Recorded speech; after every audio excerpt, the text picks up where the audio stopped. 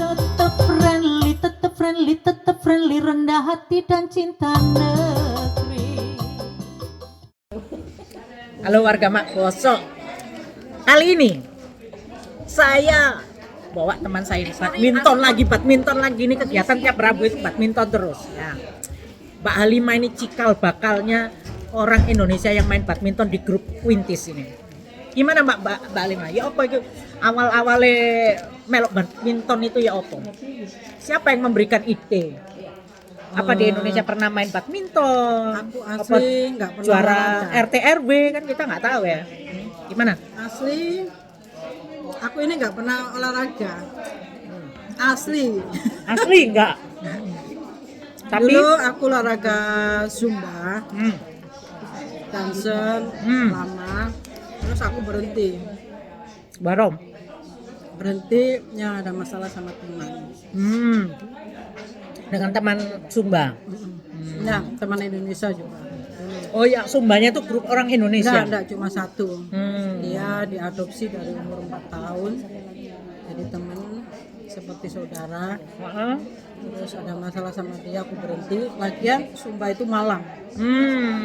Malam habis makan ngantuk. Males. Jadi itu mengganggu aktivitas di rumah jadinya ya. Terus yang memberikan ide masuk badminton ini siapa? Bojoku. Bojomu. Iya, gimana bojomu tuh? Karena aku nggak badminton, nggak olahraga, terus dicariin sama dia, aku punya olahraga buat kamu, Federasi. Apa itu?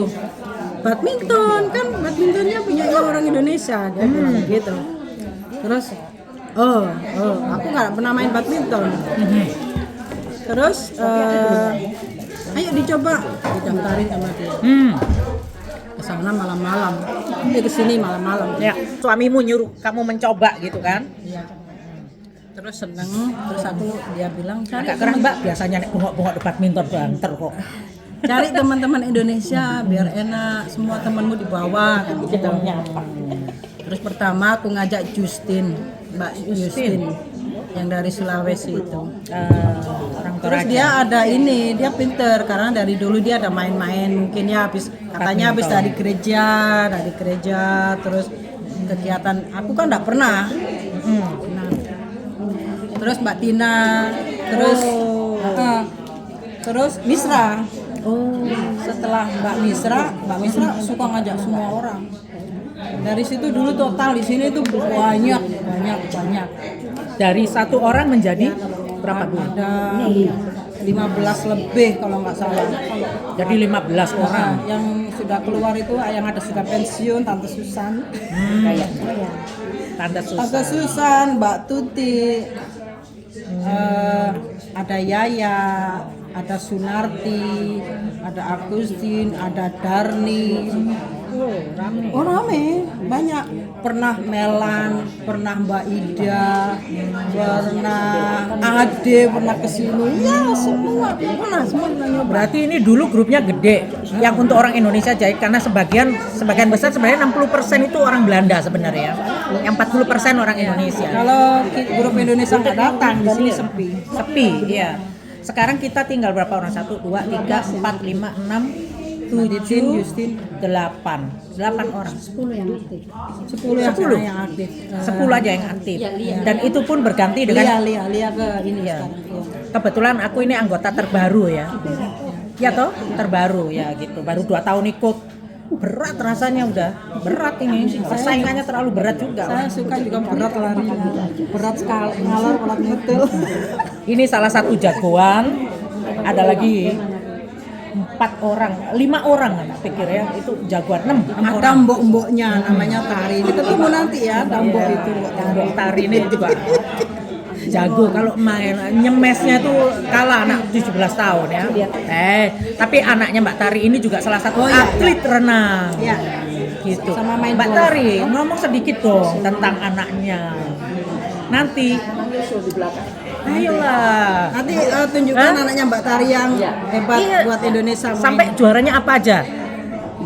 Mbak, ya apa infonya tadi Ki mau kalau seandainya ada yang mau ikut lagi di mana, Mbak? Semua itu welcome, semua itu boleh datang. Tambah seneng, tambah rame. Ben cikikian bahasa Jawa. Iya betul. Ini banyak orang Jawa. yang diterima. Jadi bukan sekedar Iya. tapi juga Jadi Jawa, Bandung, Sulawesi banyak di sini. Sulawesi, Sulawesi. banyak kita berkumpul ini dengan bermacam-macam asal usul dari beberapa suku. Mbak Halimah, terima kasih untuk waktunya. Sekarang saya mau tanya, ini ibunya atlet ya, ibunya atlet ya. Atlet sendiri juga. Ini saya sambung lagi nih, kali ini dengan Mbak Tari. Mbak Tari ini salah satu juga jagoan di grup kita ya. Kalau main luar biasa dia. Saya mah betina. Tapi dia memang di Indonesia juga atlet. Atlet apa Mbak? Awalnya aku ini guru olahraga di Indonesia. Di mana? Di kota mana? Oh, di Tangerang. Di Tangerang guru olahraga. Ya, guru. Untuk SD, SMP, SMA atau apa? Waktu di Binus International School itu, aku jadi guru TK sampai SD. Oke. Terus di Sekolah Harapan Bangsa Modern Line, aku jadi guru dari SD sampai SMP. Oh, tapi penghasilanku karena kurang jadi guru itu masih kecil penghasilanku, jadi aku nambah jadi pelatih. Pelatih renang. Pelatih renang. Tapi Iya. hanya privat. Privé renang ya. Memang ada diploma renang apa enggak? Aku punya diploma swim. Oke. Ya. Dulu di Indonesia tuh kalau jadi pelatih nggak boleh sembarang ngelatih, Harus ada ada diploma ya. sertifikat. Nah, waktu singkat berlalu, memang sih dari kecil aku itu memang suka olahraga karena bapakku militer, jadi kami senangnya itu olahraga. Tapi ya karena alur waktu kita nggak suka diam, terus nikahlah aku dengan suami pertama. Aku punya anak 2. Dari kecil anakku perempuan laki-laki. Ya jadinya yang pertama itu perempuan itu atlet golf. Sampai sekarang. Dia sudah pro. Dia punya sekolah golf untuk membina anak-anak atlet golf Di mana? di Bumi Serpong. Wih, keren. Ikutilah Instagramnya itu Ika Woro Palu. Oke, nanti tak tulis ya Instagramnya ya untuk diikuti ya. Oh, keren. Yang Terus? kedua anakku Muhammad Diki Rahmat, dia atlet renang Indonesia. Best time-nya dia itu gaya dada. Dulu itu best time-nya 200 meter gaya dada, sekarang sudah 50 meter gaya dada, 100 meter gaya dada, 200 gaya meter dada. Sekarang mulai 10 km Sekarang open water. prestasi apa aja yang udah didapat dari yang renang? Oh, sudah enggak di itu kemarin itu new record nasional di Jakarta, the best 200 meter gaya dada, 50 meter gaya dada, the best time. Oh, banyak sekali. Prestasinya terakhir di Perancis kan? Di Paris. Australia. Australia. Terakhir di Australia karena dia dapat beasiswa untuk seleksi ke Olimpiade, tapi sayang sekali dia tidak masuk. Ya nggak masalah, tapi kan Karena saat itu dia masih rindu dengan Indonesia, jadi pikirannya aku rindu Indonesia. Jadi di sini di Australia itu dia hanya kebayang beda kultur, jadi merasa sendiri, nggak ada orang lain. Tapi dia itu ditawarkan untuk kembali lagi ke Australia, gratis training, tapi dia harus bayar sendiri biaya hidup. gimana tuh ditawarin tapi kok suruh bayar sendiri? Ya, Untuk karena- biaya hidup. Ya, karena pemerintah tidak ada dana untuk dia. Yang menawarkan siapa? Pemerintah Indonesia atau Australia? Australia. Sebenarnya itu ya salah satu kesempatan ya. Cuma sayangnya budget dari Federasi Renang Indonesia itu tidak ada untuk anakku untuk membiayai ke luar negeri. Jadi akhirnya dia memutuskan kembali ke Indonesia. Ya sudahlah, aku simpan uangku dulu. Siapa tahu ada rezeki aku bisa balik ke sana. Karena dia dapat scholarship lagi di Australia terus. Ya, dia di Australia itu dapat scholarship selama setahun lagi untuk gratis dapat coach. hanya dia tidak bisa untuk Kehidupan aja ya. kehidupannya karena serba mahal. Terus dia tidak punya rekening di sana, harus transaksi semua harus pakai kredit. Jadi dia kesulitan di sini. Mungkin karena dia masih muda, jadi dia masih belum menemukan jati dirinya. Jadi dia memutuskan kembali ke Indonesia. Setelah di Indonesia pun banyak sekali prestasi yang dia dapat, seperti national record, pekan olahraga nasional, dia dapat 2 medali emas, 2 medali perak, 2 medali perunggu. Wih, luar biasa. Alhamdulillah dari situ dia dapat rezeki, pemerintah beri bonus untuk masa depannya dia. Iya. Sampai akhirnya tiket pulang ke Indonesia aku dibayarnya. Luar biasa itu. Itu kebanggaan loh buat orang tua, luar biasa. Jarang-jarang Kebanggaan ya. anak-anak itu beliin tiket orang tua. Aku bilang jangan, itu rezeki kamu. Mama bisa cari sendiri. Enggak mah, aku pengen beliin surprise kata dia. Oh, aku sampai nangis karena terharu. Ya, Jangankan membelikan tiket Indonesia Belanda ya, pulang pergi ya. Anak kasih kita bunga 1 tangkai aja, kebanggaannya udah luar biasa. Maksudnya bangganya apa? Dia bisa membelikan kita hanya dengan 1 tangkai bunga ya. Iya. Itu orang tua udah seneng banget gitu. Padahal di Apalagi sini, tiket. Padahal di sini nggak ada kultur anak memberi uang ke orang tua di sini. Nggak ada. Cuma karena anak itu merasa ada ingin kebanggaan dan ingin membalas budi ke orang tua, tapi itu kan tidak karena wajib. anakmu kan didikan dan lahir dan besar di Indonesia. Ya, makanya itu kalau di Belanda agak lain memang. Ya, apalagi kalau udah tua. Dikirimlah kita di panti jompo. Nanti kalau kita di panti jompo, tadi pagi itu aku ngomong-ngomong sama suamiku, kalau aku nggak lama, kalian itu kumpul-kumpul aja sama orang-orang Indonesia, kumpul-kumpul dan joget-joget. Pokoknya nikmatin kalau sudah tua, orang-orang Indonesia aja. Bisa keliling Eropa, rombongan, pokoknya jangan sedih lah, biarpun nanti anak itu ya pasti keluar dari rumah, kita itu nggak perlu sama anak, nggak usah berharap sama anak, temen lah jadi saudara belum tentu jadi temen itu jadi saudara. Kita di sini berharap teman kita itu menjadi saudara sampai jalan-jalan bareng ke Eropa, nanti suatu saat bisa ke Mekah bareng mungkin ya. Ya, kita tidak pernah tahu ya ke depannya. Kan kita kan berawal dari tidak bawa tongkat sampai bawa tongkat berteman terus. Istilahnya kan ngono. Jangan ya. Terus anakmu yang di golf itu ada prestasi juga nggak? Oh, banyak sekali. Kalau mau dihitung juga pun trofinya tuh di rumah Bertumpuk-tumpuk wah, gitu. bukan tumpuk lagi, berapa lemari trofi, medali itu banyak, jadi nggak bisa dihitung. Luar biasa. Karena mereka juga dari kecil ya, dari umur 4 tahun sudah dididik untuk latihan renang, golf, dua-duanya ini. Jadi dua-duanya ini kalau renang, yang besar punya medali renang, yang kecil baru ngikutin. Terus dia nggak mau. Yang lebih tua siapa nih? Yang laki apa Perempuan. Yang perempuan lebih tua. Itu yang golf itu. Yang golf. Terus kalau golf itu ada nggak sedikit dana dari pemerintah Indonesia untuk sampai itu anaknya Mbak Tari yang itu? Kalau di golf Indonesia itu kan umumnya kalangan menengah ke atas, biasanya kalangan ke atas. Olahraga mahal itu. Memang itulah gunanya orang tua untuk kerja keras, menyimpan uang buat prestasi anak-anak, untuk misalnya buat latihan golfnya, buat Stick-sticknya kan starternya, mahal buat tuh. ya mereka sticknya beda-beda, setiap anak beda-beda, setiap tinggi badan beda-beda. Jadi nggak bisa satu set dia pakai semua, enggak. Jadi tergantung tinggi atau gripnya dia, pegangan tangannya itu beda-beda. Jauh pukulannya, ya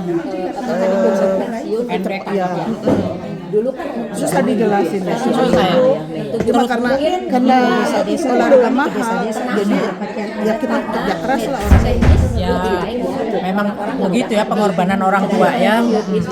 Karena mereka berpikir orang punya uang nggak mungkin pemerintah kasih, kecuali kalau misalnya dia memenangkan kejuaraan internasional adalah sedikit dana. Tapi umumnya golf itu biaya pribadi. Jadi kesejahteraan untuk pegolf yang benar-benar sebenarnya membutuhkan dana ya untuk berkembang itu masih belum ya di Indonesia ya, belum ada ya. Terus Ik heb een kaartje voor Annette. Dus ik ga niet zoveel, maar ik weet niet of jullie weten wie zij is. Ze is pas aan de neus geopereerd, maar dat is geloof ik wel weer goed. Maar haar man heeft een hartinfarct gehad en die is ook wel weer. Hebben ze een nieuwe stents gegeven of wat dan ook. Maar even een opkikkertje van haar. Is goed.